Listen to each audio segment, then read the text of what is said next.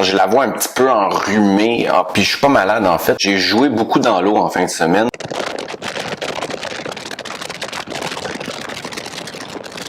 J'ai des amis qui ont des bateaux au lac Tremblant, puis ils ont commencé à me faire essayer du ski nautique. Puis en fin de semaine, j'ai fait du barefoot skiing.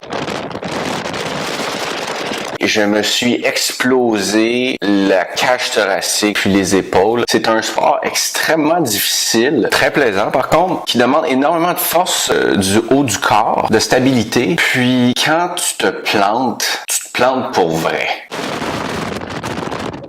Revenons à nos moutons. Aujourd'hui, je vais vous parler de planification. Le rôle de la planification du coaching en ligne, c'est de suivre les clients, les encadrer en fonction de leurs objectifs, de leur expérience, de leur vie familiale et de leur vie professionnelle, de la vie aussi scolaire, parce qu'il y en a qui sont encore aux études. Puis, mon rôle à l'intérieur de ça, c'est de maximiser leur temps d'entraînement et de repos en fonction de toutes les variables qu'on peut rencontrer à travers la vie au quotidien. Puis l'outil que j'utilise, c'est Training Peaks. Avec Training Peaks, ce que je fais, c'est que je regarde les données. Je regarde les données que ce soit puissance, vitesse, fréquence cardiaque, RPM, les pas par minute. Puis avec ces données-là, ce que je fais, je donne mon feedback. Mon feedback sur les forces, les faiblesses. S'il y a eu des erreurs d'entraînement aussi à l'intérieur des derniers entraînements qui ont été complétés, je fais mon suivi hebdomadaire. Fait qu'à chaque semaine, je donne mon opinion, mes commentaires. Puis je communique par courriel, téléphone, puis même via l'application Training Peaks. Parce qu'on va se dire, la communication, c'est assez important lorsqu'on parle de coaching. Toujours s'assurer que les explications sont claires, que la personne comprenne bien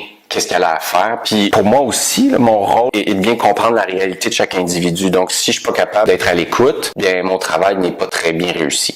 Quand je fais de la planification, je me base sur des principes généraux qui sont la progression, la variation, le repos et puis le plaisir. À partir de ces concepts généraux-là, il y a des sous-catégories. Puis pour chacune d'entre elles, là, moi, je vais me baser sur des principes théoriques, puis je vais les décortiquer. Puis chaque petite sous-catégorie vont quand même être aussi complexifiées à travers la planification. Donc, c'est difficile de personnaliser quelque chose en dedans d'un mois habituellement. Puis plus on avance, mais là, plus ça devient concret, plus les objectifs deviennent précis, ça devient plus intéressant pour le client, puis même pour moi. Il y a quand même une chose qui est importante, même si on essaie de respecter là, le plus parfaitement possible tous les principes généraux, il y a toujours les imprévus de la vie au quotidien. Là, l'exemple d'aujourd'hui, on va rentrer dans le vif du sujet, eh bien, ça serait, exemple, la planification pour un 42 km, un marathon. Règle de base, pour compléter, peu importe le type de discipline, que ce soit en course, en vélo, triathlon, là on parle de course à pied, mais ça serait d'aller chercher à quelques reprises ou au moins une fois dans la planification le double de volume, que ce soit en temps ou en kilomètres distance, de la dite discipline ou de l'événement qui s'en vient. Fait que là, si on parle de 42 km, je m'attends à ce que mon client soit capable de faire autour de 80 km par semaine à une ou deux reprises. C'est sûr qu'il y a une progression, on amène tranquillement le client vers là, mais reste que c'est à peu près le double, puis peut-être un minimum de 1,5 fois. Juste par exemple, l'élite qui eux vont chercher la performance, vont aller chercher pour du 42 km, du 150 à 200 km par semaine. Mais là, encore une fois, c'est pas toutes les semaines, mais ça reste quand même assez volumineux à aller chercher si vous travaillez, si vous avez des enfants, puis tout le tralala. Ce que ça compte pour, par exemple, le double de la distance que vous avez à parcourir pour le dit événement, de 42 km, mais ça va tourner autour de 13 heures et plus.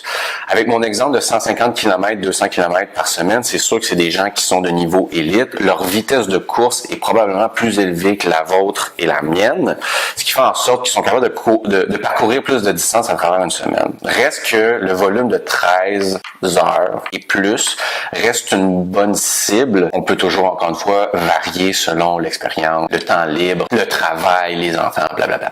Mais j'ai toujours des surprises. Quand je dis que j'ai des surprises, c'est soit que le client ne peut pas faire tous les entraînements qu'il doit compléter, puis on approche tranquillement de l'événement, ou soit simplement la personne m'appelle quelques semaines, un mois à peu près, m'expliquant qu'il veut faire un marathon.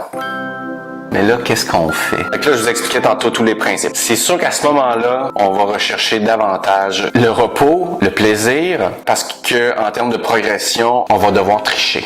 Puis là, il y a toujours la fameuse excuse, c'est pas grave, je vais marcher. Mais je vous pose tout de suite la question, avez-vous déjà marché un 42 km? Bon, peut-être qu'il y en a qui vont dire oui, tant mieux, mais je pense pas que la majorité des gens se lèvent un dimanche matin puis se disent « Hey, je vais aller marcher 42 km. » Peu importe que ce soit de la course à pied, que ce soit de la marche, reste qu'il y a un stress mécanique qui est associé à la locomotion. Donc, ceci dit, si vous êtes en retard dans votre planification, puis que vous avez à vous préparer pour un 42 km, ce que je vous conseille fortement, c'est d'essayer au moins une fois avant l'événement d'aller chercher un 42, on va dire un 38 à 42 km de marche-course une fin de semaine, 2-3 semaines avant l'événement.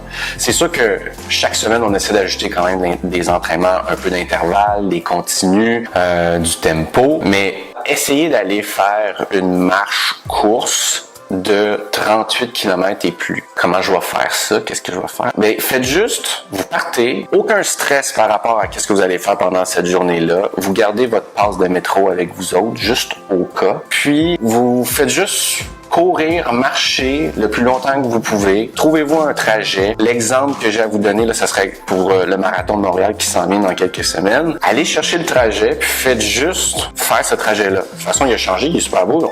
Vous allez passer près du canal de la Chine. Ça va vous donner une idée de c'est quoi faire un 42 km, même si vous avez à marcher. Puis le 2-3 semaines d'affûtage qu'on appelle avant l'événement va faire en sorte que vous allez quand même être capable de gérer les conséquences de ce stress mécanique-là de votre pratique de marche-course. C'est juste une suggestion, mais on va se le dire tout de suite. Si tu veux être prêt à un événement, t'es mieux de commencer ta planification plus tôt.